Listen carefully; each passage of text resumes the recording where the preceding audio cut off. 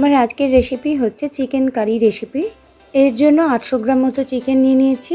এখন ম্যারিনেট করার জন্য 2 টেবিল স্পুন টক দই দিলাম, 1 টিস্পুন মতো আদা রসুন বাটা, আর এখানে দিয়ে দিচ্ছি হলুদ, হাফ টিস্পুন মতো লবণ দিয়ে দিলাম স্বাদ অনুযায়ী, 1 টিস্পুন মতো দিয়ে দিচ্ছি জিরে গুঁড়ো, হাফ টিস্পুন মতো দিয়ে দিচ্ছি ধনে গুঁড়ো। এবার খুব ভালো করে মাংসটাকে মাখিয়ে আমি 1 থেকে 1.5 ঘন্টার জন্য রেখে দেব। এখন গ্যাস অন করে কড়াই বসিয়ে 4 টেবিল স্পুন মতো সর্ষের তেল দিলাম। তেলটা খুব ভালো গরম হলে দিয়ে দিচ্ছি 1 টিস্পুন মতো গোটা জিরে, চিলি ফ্লেক্স দিয়ে দিচ্ছি 1 টিস্পুন মতো। এবার যে পেঁয়াজগুলো আমি বড় সাইজের 2টো পেঁয়াজ একদম মিহি কুচো করে নিয়েছি সেটা দিয়ে দিলাম। এবার একটু পেঁয়াজটাকে ভালো করে ভাজা ভাজা করে নিচ্ছি। মোটামুটি 3 থেকে 4 মিনিট ধরে পেঁয়াজটাকে ভালো করে ভেজে নিতে হবে। চিকেনটা ম্যারিনেট করার সময় আদা রসুন পেস্ট দিয়েছিলাম, এখানেও আমি 1 টিস্পুন থেকে একটু বেশি আদা রসুন পেস্ট অ্যাড করে দিলাম। এখানে দিয়ে দিচ্ছি কাশ্মীরি রেড চিলি পাউডার। এবার গ্যাসের আঁচ একদমই লো করে দিয়ে বা বন্ধ করে দিয়ে দেবো টক দই। টক দইটাকে ভালো করে ফেটিয়ে নিয়েছি লবণ দিয়ে। এবার টক দইটা দিয়ে ভালো করে এটাকে আমি কষিয়ে নেব, একটু মানে তেল বেরোনো অবধি কষিয়ে নেব।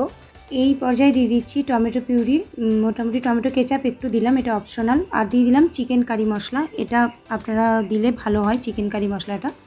তো এইবার ভালো করে একটু নাড়াচাড়া করে নিয়ে আমি ম্যারিনেট করা যে চিকেনটা 1 থেকে 1.5 ঘন্টা মতো, আপনারা কিন্তু ওভারনাইট ম্যারিনেট করলে আরও ভালো হবে।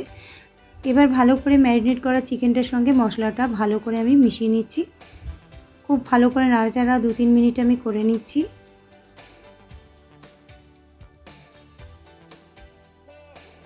এবার যদি কেউ আলু দিতে ইচ্ছে করেন তো আলু এই পর্যায়ে আলুটা দিয়ে দেবেন। আর আমি একটু বড় সাইজ করে আলুটা কেটেছি, আর চিকেনটা তো খুব তাড়াতাড়ি সিদ্ধ হয়ে যায়, সেই কারণে একটু তাড়াতাড়ি দিলাম। আপনারা যদি ছোট করে কাটেন একটু পরে দিতে পারেন।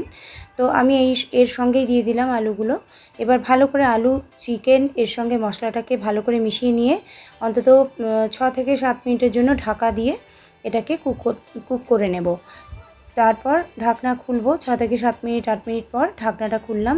এখন কিন্তু হালকা হালকা তেল বেরিয়ে এসছে, আর কড়াইয়ের যে তলাতে হালকা লেগে ধরার একটা টেন্ডেন্সি রয়েছে, তার কারণ হচ্ছে গ্রেভি হয়ে রয়েছে বলে। তো সেই জন্য মাঝে মধ্যে কিন্তু এটা নাড়াচাড়া করে দিলে খুব ভালো হয়। এই 6 থেকে 7 মিনিট পর আমি একবার নাড়াচাড়া করে দিলাম।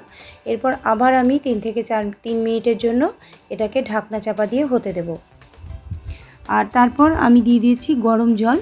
গরম জলটা অ্যাড করার কারণ হলো কুকিং টাইমটা অনেকটাই কম লাগবে। ঠান্ডা জল অ্যাড করলে কিন্তু কুকিংয়ের যে টাইমটা সেটা আরও এক্সট্রা 2-3 মিনিট 4 মিনিট বেশি দিতে হবে।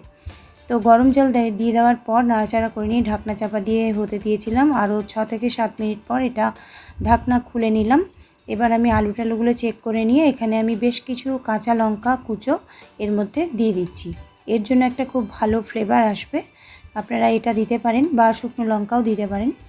তবে এই শেষ পর্যায়ে দিচ্ছি তার কারণ হচ্ছে ঝালটা অত বেশি হবে না, অথচ লঙ্কার যে সেন্ট সেটা কিন্তু ভালোভাবে পাওয়া যাবে।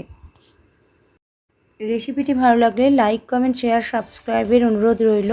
আর এই চ্যানেলে আরও যে অন্যান্য রান্নাগুলো ভালো লাগলে সাবস্ক্রাইব করে পাশে থাকা বেল আইকনটিও প্রেস করে দেবেন। রুটি লুচি পরোটা ভাত সব কিছু দিয়েই কিন্তু এটা অসাধারণ খেতে লাগবে। তো আপনারা অবশ্যই এটা ট্রাই করে দেখতে পারেন। আবার দেখা হচ্ছে আগামী রেসিপিতে।